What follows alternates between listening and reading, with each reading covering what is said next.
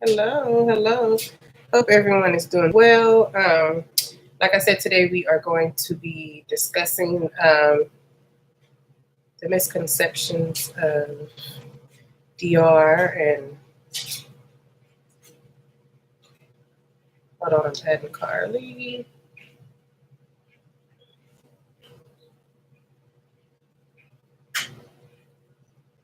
Do it again, Carly. Hello, are you here? Hey, Carly. So, like I said, today we're gonna be you have Dollhouse International, you have Nip Tuck Snatched, and we are going to be discussing the misconceptions of DR and all of the myths and the things that scare people away from surgery abroad. So, Carly, what's going on? How's your day? Things are great. I can't complain. Have to head to Vegas tomorrow. I'm in New York now. Okay. And I'll be back to DR in December for any ladies that are going in December. So, Got it. Things are good. Okay, so what's on today's agenda? What are the topics for today? Or what's the first topic? Well, before we get into that, Oh, you and that internet child. I can't hear you, Kay.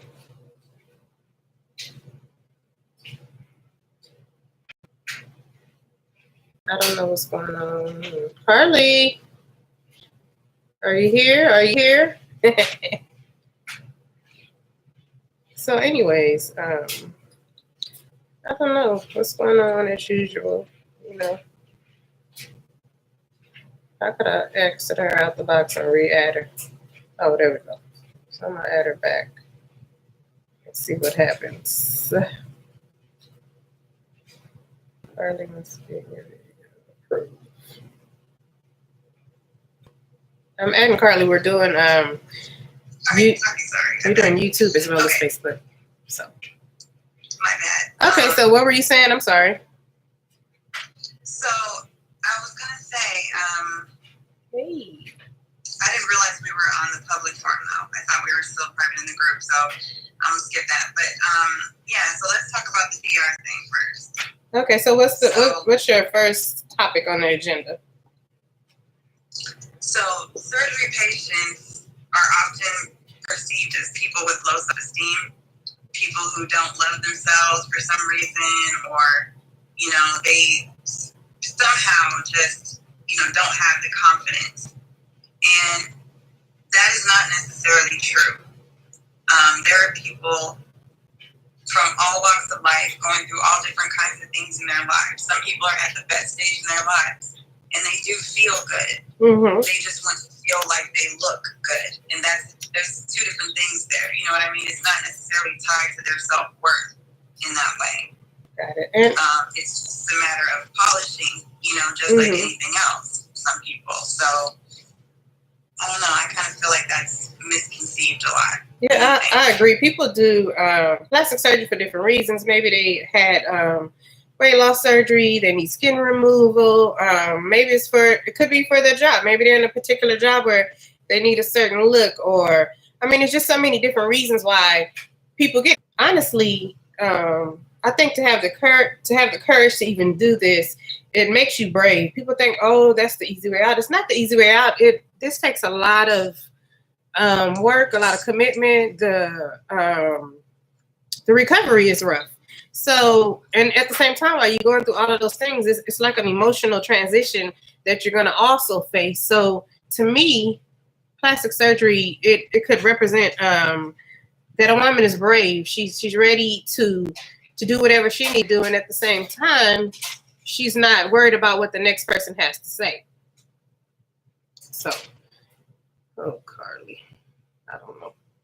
So those are just my thoughts. That just because a woman is getting plastic surgery doesn't necessarily have to identify them as having low self-esteem. To me, it's bravery, being brave. Exactly. So, yep. So what do you think about the people who say that it's just because it's cheap? Because I know we hear that all the time. People are like, oh, why are you trying to go get, bargain surgery and da-da-da-da-da. To me, what is your response? My response to that is just because a person is going to DR, it doesn't necessarily mean that they're going the cheaper route, because it's definitely not cheaper. Once you add up everything, all your expenses and all your fees, it's pretty much the same. So to me, most people go to DR for the look, for the certain look. Like, I don't want to me personally, have surgery in the United States and I still look the same. I mean, you can't see my curves. You can't see anything that was done. Why? Because they have rules and regulations. They can only remove 1,000 liters of fat, or they can't combine certain procedures. And to me, I don't know. I think people go to DR because of they want to get a certain look, whether even their natural look, to me, looks better than a United States surgeon. So you can say, you know what, I don't want to be a vixen. I want to be natural. But at the same time, it has nothing to do with being cheap. I don't want to pay $15,000-$20,000 to look the same. I just don't want to do it. And they do have some surgeons in Miami and Atlanta. They even have some here in California that are pretty decent, but I'm sorry, it doesn't compare to the look that you're going to get in DR. And at the same time, that's the same thing with deaths. Oh, you guys go over there, they're botching people, they're murdering people. They're doing that same shit in Miami, believe it or not. But we have different rules and regulations as far as how it can be published and told to the public because of HIPAA and PHI and stuff like that. So there could be a girl that's passing away every day, but you're not going to know about it because of HIPAA and PHI. So don't ever get it twisted that DR has a higher death rate, because that's definitely not true either. Right. So exactly. I honestly do not think it's cheaper to go to DR. So. And I don't think that you should pick a surgeon based off of the price either. Pick a surgeon based off of the look that you want and what you're going for. Do not go based off of what's cheap. Don't do it. Exactly. It's never about being cheap. It's about using your money towards the best possible results that you can get, maximizing your dollars. Because, like we always talk about, a lot of the surgeons in DR were trained by some of the best people in Brazil, which is the plastic surgery capital of the world, where a lot of these procedures were invented. That's why it's called the Brazilian butt lift, because that's where it was literally invented. Exactly. So, a lot of DR surgeons train there, and there's not really much better training you can get than working with somebody who invented the procedure or in the place that invented it and made it popular, Exactly. So the qualification level of the surgeons is literally almost the same. For a lot of things, people just have this weird perception that only the United States is good at medicine. I mean, Cuba is better than us at medicine. You know what I mean? A lot of doctors come from Cuba here for that reason. Or they'll say, well, the technology, or is the OR equipped for certain things like heart attacks and. Yeah, I mean, it's the same. It's the same. Regardless, how do you think healthy people make it out alive, or they're successful with it? Or think about it, it's another country. They have the same resources, and if somebody goes to the hospital for pulmonary embolism or for cardiac arrest, they're capable of helping that person.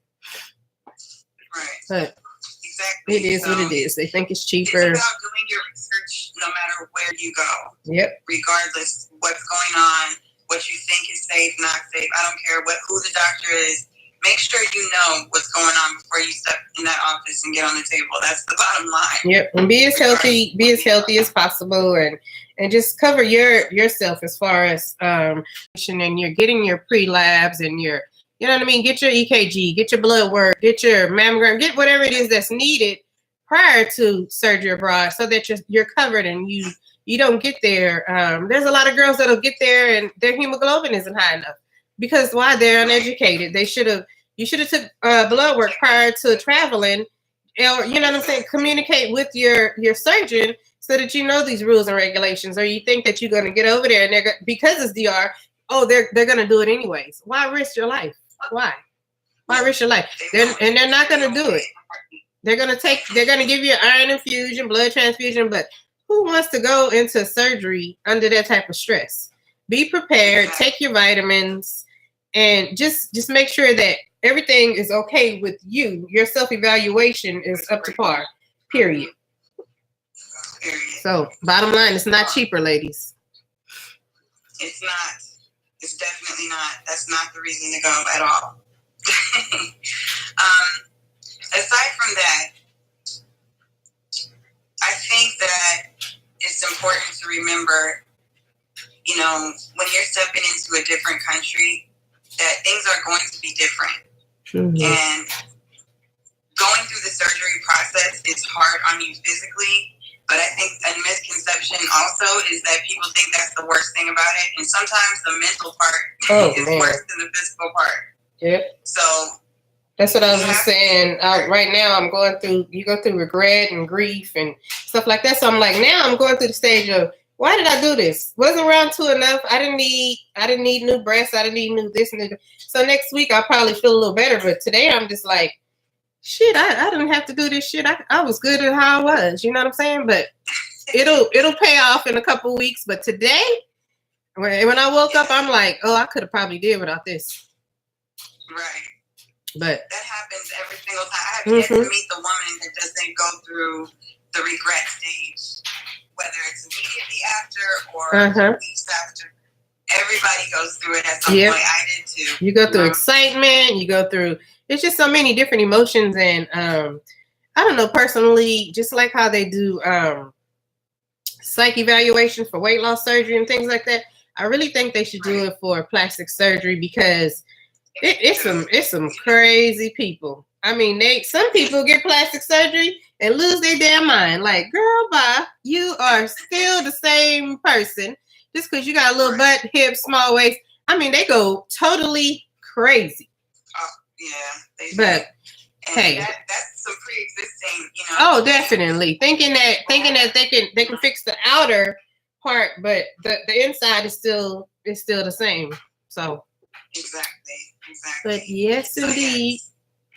Misconception that the physical part is the only part you need to be concerned about. There's an emotional aspect to it as well. Yes. And you must consider that. So, what do you think? What's one of your misconceptions, Tasha? Misconception. I didn't really have too many misconceptions because I did a lot of research. So, one that you hear, like, what about the one people say all the time? Oh, why don't you just go to the gym? Oh yeah. And I work out every single day. And I worked out every single day prior to my surgery. I mean, I was healthy. My heart was healthy, but there was no major physical changes besides the weight loss. I didn't have any curves, and I'm actually a smaller person, so I look like a ruler. If you want to know the truth, I mean, I did not look, and it was almost impossible for me to even get rid of this stomach. I did crunches, sit-ups, this, that visceral fat that I had on my stomach. There was only one way to get rid of it. So, and that was the tummy tuck. So that's what I did. And it's just like I said, I would even work out twice a day.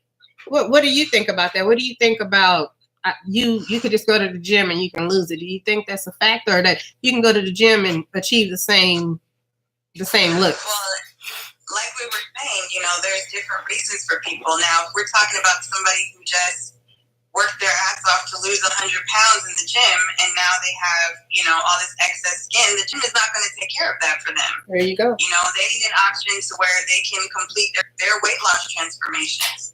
So that's a scenario where people do go to the gym and yet still need assistance afterwards. Exactly. And also, you know, the gym's it's going to tone you, it's going to make you healthier, but it's not necessarily going to shape your body for a woman. It's not going to contour. You're not going to get contoured sculpting. I've even heard people say, well, you know, minority women can lose this weight and not have any extra skin.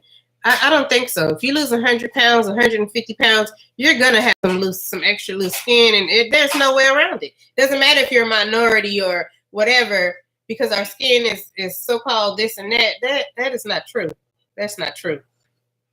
Yeah. I hear you. So, girl, go get yourself a tummy tuck, girl. If that's what you want to do, you know what I mean? Right. For me personally, I tummy from after I had my son, and it never quite goes away. You know, I got lipo on my stomach, but it still didn't quite go all the way away. It was still there, you know, and it's still there now. And I wear it proudly. I love my little pooch. That's, you know, that's where I carry my child at. That's how I think of it. So maybe one day I'll want a tummy tuck, maybe I won't. But the fact is, I'm not going to judge myself, you know, so critically and so harshly. But I'm also not going to judge other women for their choices. And that is really important, I hope, for everybody that's watching. Just, you know, let people live their lives. You know what I'm saying? Please. Because I'm just really tired of all the negativity and drama that's been going on. And between us, you know, the outside world, the way they view people when they get surgery and all these things, it's like, it's just too much sometimes. It is. It's like us against them. Like, people are gonna always have something to say though, regardless. So, I mean, there's really not much you can do about that. Which is another reason. Hey, Charo, which is another reason why do what you feel, do your research, and make your own choices and decisions. Period. Right. That's what it's all about. And I think we should definitely touch more on that next week when we come back. Okay. We're doing this weekly now, right? Yep. Every Sunday, just a little chat. Just a little chat. Mm-hmm. So, what do you think about recovery homes versus the Airbnb? Oh gosh, yeah, that's a big thing right now. I think it depends on who you are and what you're doing. For some people, the Airbnb is a good option because of the people they're bringing with them, or how they want to arrange their recovery, or special needs that they have. You know, I've seen people want an Airbnb because of food allergies before. Okay. I've seen people want an Airbnb because they're traveling with their family. I've seen people want an Airbnb just because, you know, if they have a group of their own friends and they want to recover as an experience with just them, you know. So there's a lot of reasons why a private option might be better for someone. But there's also a lot of good recovery houses. It just takes quite a bit of research because there's a lot of them. It's very saturated, especially considering the fact that every person is different and is going to have, you know, a varied experience. So what food that one person likes, you know, another person may hate. So they may get to this recovery house that everyone says is great and hate the food. You know, just different things. You never know. So there's so many different options. And so what do you think about a person that's traveling alone? Should they go the recovery home route, or does it really make a difference? I think if you're alone, it is better because you need the social interaction during your recovery. And then you also have somebody that's not necessarily accountable for you, but somebody that can guide you every step of the way. And you won't really have, I mean, even if you have issues, at least you have someone that you could look to, and you know what I'm saying, ask a few questions to, and just like you said, that social interaction. Right. Yeah, you need that because just someone that relates to you and knows what you're going through can make you feel better just by yourself, you know. So, and it's also fun to see everybody's results and complain, you know, and commiserate together when you're going through the recovery. And also for the fact that you're away from home, which is a big one. You know, when we're talking about your mental health during your recovery, the fact that you're away from home, a lot of women are away from their children. Sometimes it's the longest they've been away from their kids, their families and friends. You know, just being that far from home and going through so much in and of itself can be stressful. So it helps to be around the other ladies that are going through the same thing. You know? What do we think about?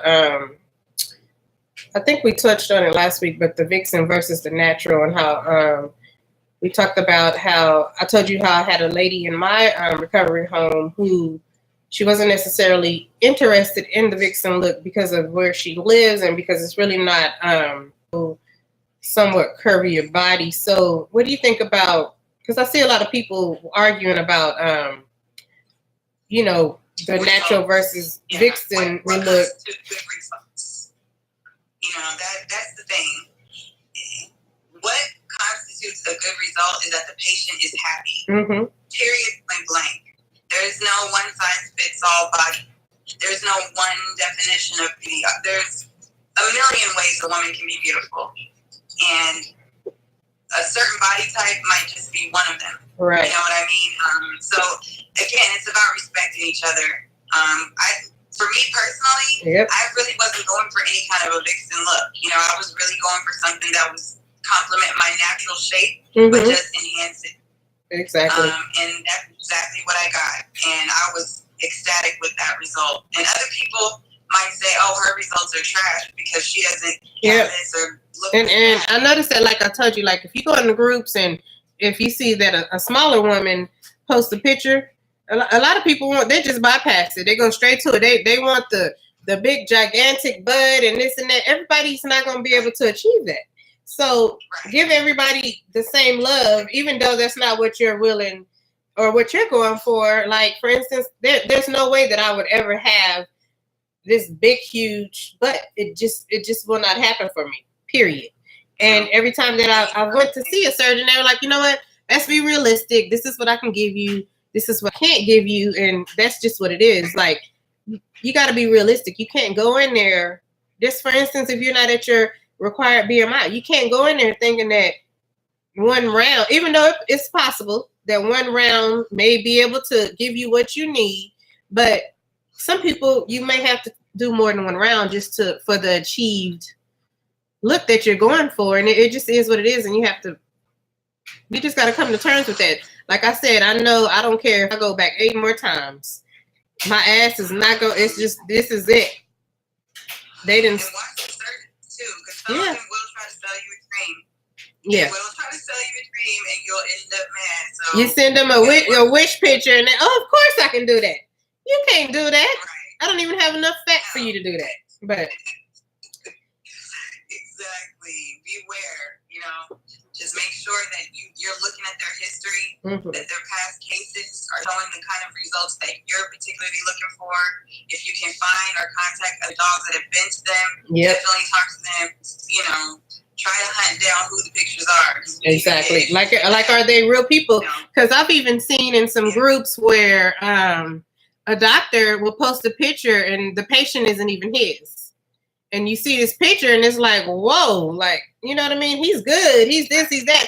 And it's like the person will come on and say, you weren't my surgeon. This wasn't my surgeon. So, I mean, it's just so make sure that you are using your resources when you are researching as far as Real Self, Instagram, Facebook, the actual person that had the surgery, if they'll even talk to you, because these people on Instagram, they go and get surgery and then you look in the bio and it has the nerve to say no longer accepting requests when they have drained everybody dry of their information. I mean, I get it. No longer accepting requests because maybe something happened or whatever, but if somebody helped you out, gave you information, you should be willing to do the same. Don't just say cut your shit off and you no longer willing to help the next dog. Like it's a sisterhood here. Just because you're no longer or you're done with your surgery and you're set, help out your fellow neighbor, help out your peers and your sisters and let them know that your 100 questions, you're also willing to do the same. Period. Yeah, I agree. So it's hard sometimes on us because we do get bombarded with questions, but at the end of the day, you know, it helps a lot of people. It does. If it wasn't for people, I would have never got started. Yeah, sure you heard it from somebody, or word of mouth, or you know what I'm saying. It came from somewhere, and at the same time, which is one of the reasons why we made the Nip Tuck Snatch page, is to try to put as much information out there as possible, so that the next person can have like the best experience that they can possibly have. They can be as educated as they can be at the same time doing their own research, but these tips will help you. For instance, what's your BMI? This person may go and research BMI a little bit further because maybe they weren't as educated on it, but now they know you need a certain BMI, you need to be a certain weight. There's just so many things that we can offer to each other to come together as one. Right. So what do you think about the like public humiliation or on social media or posting someone's personal pictures, like a naked picture or just anything that like, how could somebody do that? Not, like I said, I understand and I've done it, between, like, say, one of my friends or within a private forum, but I would never post someone's complication or something like that on a Facebook, Instagram, something like that. Really expelled from the surgery community. It's like, I really do. I can't. It's unbelievable that, I mean, there's like a thing. There's no fighting fair, but come on now. As a woman, you don't post somebody's personal anything. It's not right.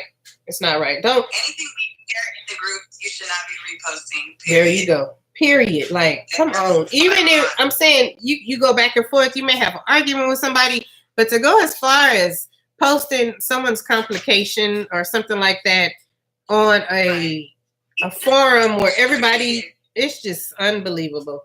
Unbelievable. I mean, you already saw the situation that happened with the before and after picture of mine. You know what I mean? And that was all based on an argument with somebody. You know what I'm saying? It's an argument. Yeah.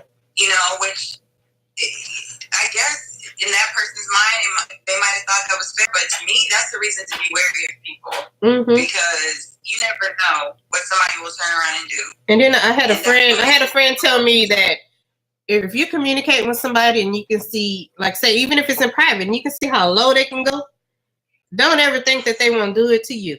Like, come on now. Right. I mean, like I said, there's a certain way that we have to handle one another in this community, regardless. If I don't like you, I don't like your results, X, Y, Z, you just move on. Move on, because who are you to say anything about me, my results, or anything like that? It's not your place. It's really not your place. It's not. And my goal may not be your goal, period. So, I mean, it's so many things that comes involved when it comes to women and sisterhood. And like I said, we have to learn how to handle each other a little bit differently. And it is what it is. We have to keep it moving. If you don't like it, keep it moving. But seriously. Live their best life and be happy without your judgment. Yeah. They don't need your judgment. They didn't ask for your judgment. Shit. And you are not the authority. All you people with so much to say out there. So overall, with your round of surgery, was it a positive experience? And what tell us a little bit about your actual round and, you know, how everything played out for you. Well, it was unexpected. So, like, I went for a meeting with my surgeon just to discuss, like, some business matters. And it just happened to be a day that she was free. And she was just like, you know, we should just go ahead and do this today. Why not? And I was like, oh, my gosh, are you serious? I'm like, well, let me see if I even can, you know. So I got the test done and everything. And ended up, my hemo was 14, so I was good. And, I just went straight for it. I got full lipo and the Brazilian butt lift the same day. And then spent 3 days in a hotel by myself recovering, which was hell. And I just couldn't take it anymore. So I left and I went to Virginia de la Paz Recovery House, Virginia. How was it? Correct. I said Virginia. Virginia. How was the experience at the recovery house? It was great. It was good. It's a very warm environment, and it kind of feels like a family. So like a home away from home. Yeah, it felt like being at your auntie's house as opposed to, like, you know, being in a recovery environment. You know, like, which was good for me. That's exactly what I felt like I needed, you know. So they took really good care of me, and I stayed there for another 2 weeks. And then I came back, or I stayed for a while in Punta Cana at an all-inclusive resort, like after I started to feel better, which was amazing. And I would recommend that to anyone that's going for surgery after you get finished with the recovery house and the recovery part. If you feel up to it, you know, spending a couple of days at an all-inclusive, you know, might be just what you need. There's also like masseuses and stuff in Punta Cana because they do surgeries over there too. Exactly. You know, you can find services if you need them. I went to the spa, which was great while I was at the resort. You know, I got to hang out. I got my own little canopy and everything on the beach, so I wasn't in the sun. But because you're not supposed to be in direct sunlight after you get lipo. case anybody didn't know that. But yeah, I stayed under my canopy and just hung out and drank virgin pina coladas and just enjoyed it. So did you have any regrets? Yeah, I went through a lot. It was the first couple of weeks. It was a lot of ups and downs, emotionally. Mm-hmm. A lot of highs and lows. I was in love with my results, but over that first 2-month period, really, as the swelling started to subside, I started thinking, oh my God, I'm so small, because I was a lot slimmer back then. Mm-hmm. And, I thought I was losing my results, but it actually turned out that I just had to be a little patient with it. Exactly. And, eventually everything worked out. So, yeah. There was a lot of ups and downs, though, like daily. Some days were great, some days were terrible. But that's part of the process I've learned. So my first round, I had my mind set on going to Cabral. So I get to Cipla. I did my labs, I did everything. So the next morning, I got there, and for some reason, instead of pressing floor 5, I pressed floor 2. And I got my ass off that elevator, and I went right to Dr. Sabala's office. I don't know why.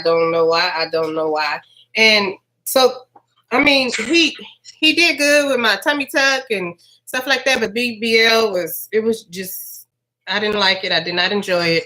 So that my regret is not following through with my original plans and going with what I wanted to go with, but my spirit just wasn't having it. So there's a reason for everything. So I'm glad that I did take the route that I took.